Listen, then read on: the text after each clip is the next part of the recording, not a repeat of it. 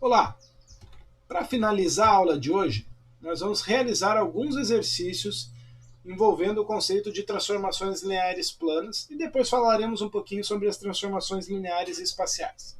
Então aqui, ó, eu quero que você ache a imagem, ou seja, a transformação linear de um vetor, o vetor 4 e 2, após sofrer uma rotação num ângulo de π sobre 2 radianos. Sempre radiano, tá, gente? Nem vou entrar no mérito. Ah, o senhor pode usar grau? Cara, vamos usar radiano. Matemática superior, cálculo, álgebra, geometria, a gente usa radiano na grande maioria das vezes. Tá bom? Se aparecer em grau, senhor, posso usar? Pode. É raro, mas pode. Tá bom? Então vamos lá.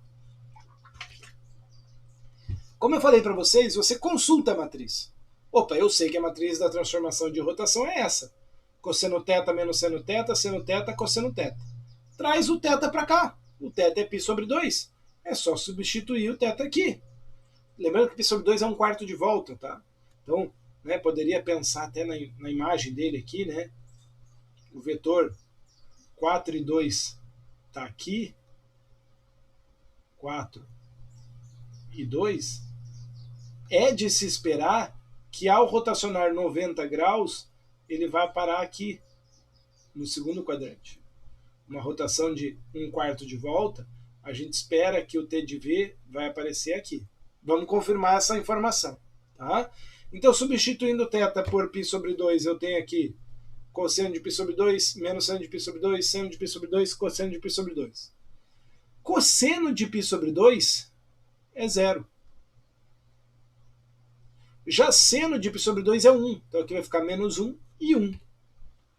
Multiplicando 0 menos 1 por 4 e 2 vai dar menos 2. 1 e 0 por 4 e 2 vai dar 4. Então a transformação de V é o vetor 2 menos 4. Que eu poderia escrever também como... menos 2 e 4, desculpa. Menos 2 e 4 sim. Que claramente é um vetor no segundo quadrante. Abscissa menos 2 ordenada a 4. Beleza? Show, né? Exercício 9. Eu dou dois pontos, A e B, 2 e 1 e 6 e 1. Desculpa, 2 menos 1 e 6 e 1. E o ponto C é um ponto XY, um ponto da R2. E eu digo que eles são vértices de um triângulo equilátero. E aí eu peço para você determinar o vértice C utilizando a matriz de rotação. Bom, se eu enxergasse isso no plano cartesiano, eu teria o que aqui? Eu teria o meu ponto A aqui, 2 e menos 1, né? E o ponto B aqui, 6 e 1. Então existe aqui um vetor AB. Esse vetor AB, ele tem dimensão 4 na abscissa, porque ele vai do 2 para o 6, e 2 na ordenada, porque ele vai do menos 1 para o 1. E ele vai ser um dos lados do meu triângulo. Se é um triângulo equilátero, eu vou ter que fechar com esse mesmo comprimento de AB aqui para cima.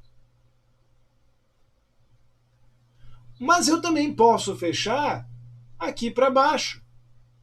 Então, eu já sei de antemão que eu vou ter aqui um ponto C1 e aqui embaixo um ponto C2. O que vai diferenciar? O meu ângulo de rotação. Se for para cima, um triângulo é 180, se ele é equilátero, três ângulos iguais, 60 graus, ou π sobre 3. Se for para baixo, como é no sentido horário, basta mudar o sinal, menos 60 graus.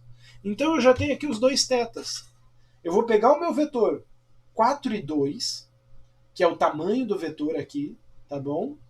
E eu vou rotacionar ele para cima e para baixo. Veja, esse vetor A e B, quando a gente fala de rotação de vetor, a gente encosta ele na origem. Então o que eu vou fazer? Eu vou rotacionar esse vetor laranja. Quando eu chegar na imagem dele aqui, aí eu vou trazer ele de volta para cá. Ou seja, eu vou encaixar ele aqui. Na prática, o que eu vou fazer é pegar essa imagem aqui e somar no vetor AB para chegar aqui. Tá bom? Somar aqui no A. A partir do A, eu vou para lá. Então eu tenho o vetor A que vem para cá, do A para o C, eu vou somar essa imagem. Então vamos lá. Primeiro, então, rotacionando no sentido do θ1, 60 graus. Que eu coloquei em graus. Tá? Poderia ter colocado também π sobre 3. Então, cosseno de θ é meio, seno de θ é raiz de 3 sobre 2, são valores, ângulos notáveis, então você usa os ângulos notáveis, e você vai chegar então em 2 menos raiz de 3 e 2 raiz de 3 mais 1.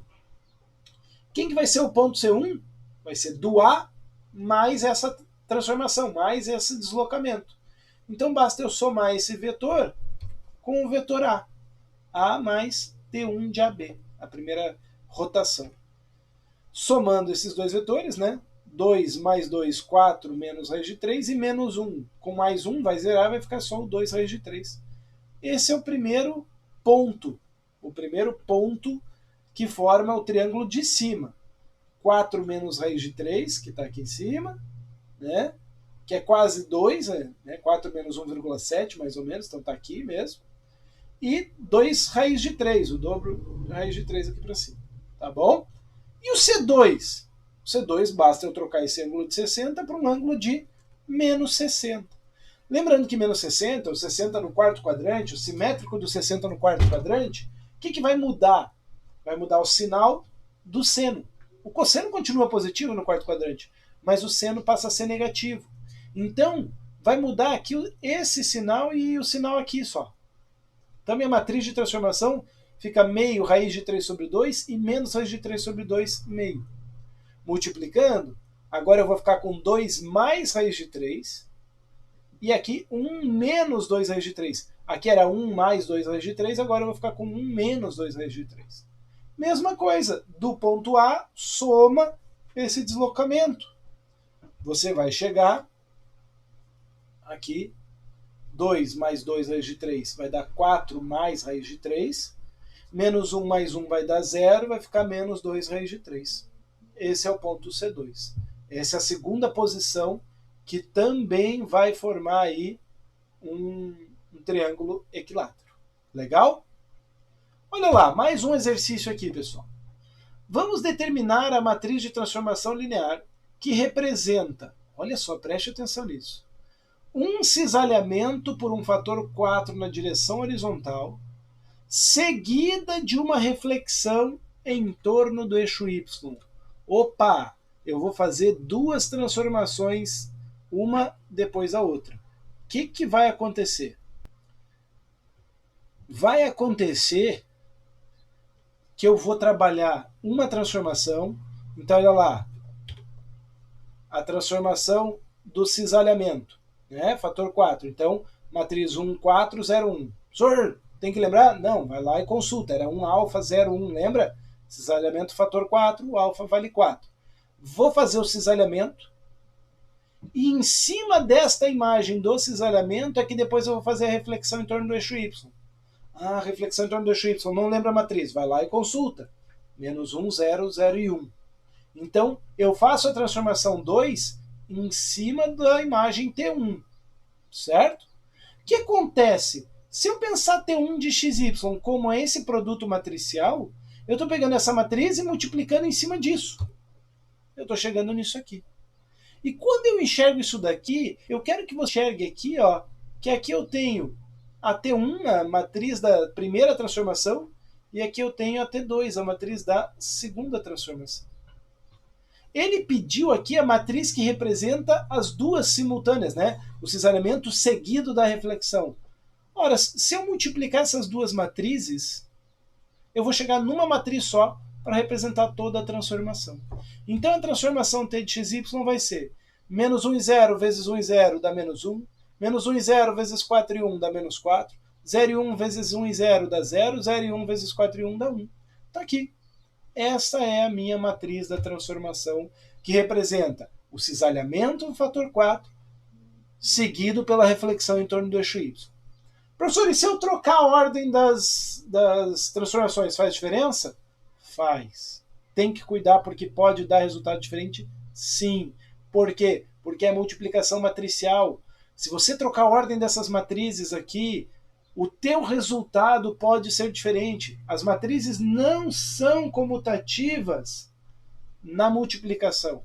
Então o que eu tenho que fazer? Eu tenho que cuidar. Eu sempre vou seguir essa sequência aqui, ó, a última vezes a penúltima até chegar na primeira matriz. Olha lá, determinar a matriz da transformação linear do R2 em R2, que representa simultaneamente as seguintes transformações, nesta ordem. Tá? Nessa ordem. Rotação no ângulo θ, não sei qual é o ângulo θ, mas vou deixar em função de θ. Dilatação fator 4 na direção do eixo OX e reflexão em torno da bissetriz dos quadrantes ímpares y igual a x. Então, a primeira matriz que eu tenho é a da rotação. A segunda é a dilatação na direção de OX. E a terceira é a reflexão em torno da reta y igual a x. Como que eu vou achar uma matriz só para representar as três nessa sequência? Eu vou fazer A3 vezes A2 vezes A1. Então é sempre na sequência contrária, da última para a primeira.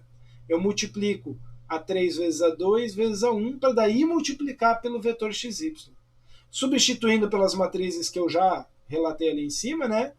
Vou fazer a multiplicação aqui, 0,1 vezes 4 0 vai dar 0, 0,1 vezes 0,1 vai dar 1, 1 e 0 vezes 4 0 vai dar 4, 1 e 0 vezes 0 e 1 vai dar 0. Aí vou multiplicar isso por cossenos e senos daqui. Vou chegar finalmente em seno θ, cosseno θ, 4 cosseno θ menos 4 seno θ. Essa vai ser a minha matriz transformação linear, que representa nessa sequência as três transformações. Legal? Beleza? Isso são as transformações lineares planas, que acontecem no R2. Mas eu também posso trabalhar no R3. Eu posso trabalhar com transformações lineares no espaço. Posso trabalhar com reflexões, com dilatações, contrações, rotações, tudo. Por foco, por questão de foco, eu vou me ater só nas do R2.